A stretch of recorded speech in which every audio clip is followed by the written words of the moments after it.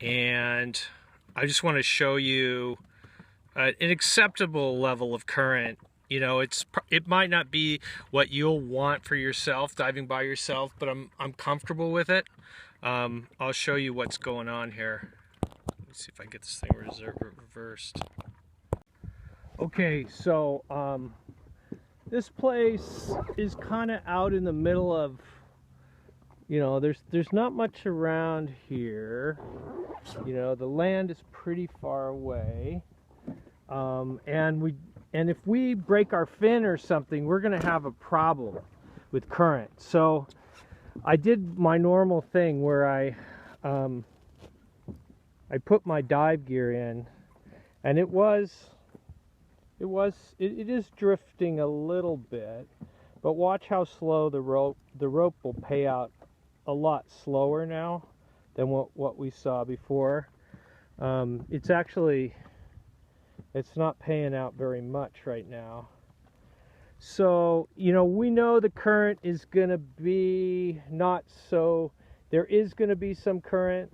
We can clip into this rope while we're trying to get our stuff together. We can hang onto the rope, but it's not going to pull us that violently.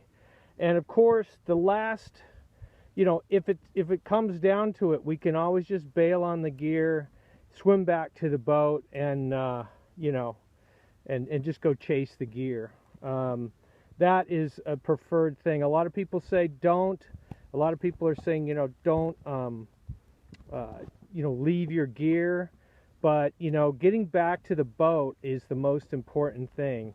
And, you know, and making sure the boat actually stays where, you know, where it should be here. So that brings me to the next topic, is anchoring. Okay, you can kind of see here that I like to anchor in the shallowest possible water, if possible here. But I'm on a cliff, okay? So I'm going to go place that anchor. I'm going to go down and place that anchor. But I want to have a long enough amount of line that if for some reason before I can get to the anchor and place it, I'm going to hook in, you know? So I'm not sure you can see the anchor down there. I'm pretty sure you can now. Okay, so here's the deal. We have a really long line. So what I do is I tie a figure 8 in my dinghy painter, that orange line. And then what I do is I tie a bowline on top of that, a double bowline on top of that. And then I have okay, so if this comes loose, then either one of these comes loose, all right, I've got a plan B. Okay, so I've got a safety that I rigged on this part of the dinghy. So for some reason, if my knot comes untied, I'm good. If my anchor slips, I'm going to have enough anchor line, enough anchor road to where the anchor will catch a second time. That's kind of what I'm looking at. Okay, and if so anyway, that's the situation here, and I'll let you know if I've got any other tips. You know, so you know that you don't want to go diving with people who are uncomfortable with the situation. You'll end up killing your friends, and you're going to have a bad time because those people you're going to have to rescue, and it's going to be bad. So you want to take them diving for the first time in a place like I showed you before that was up against those cliffs. There's no current.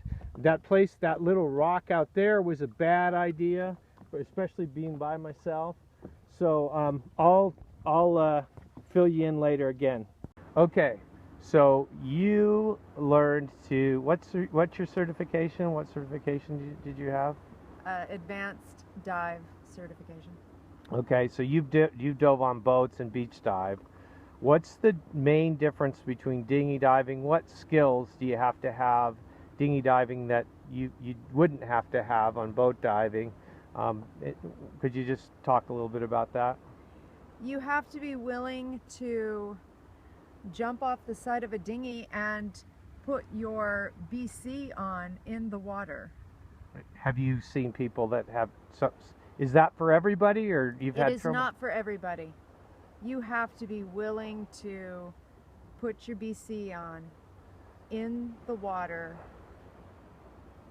What about, It's difficult.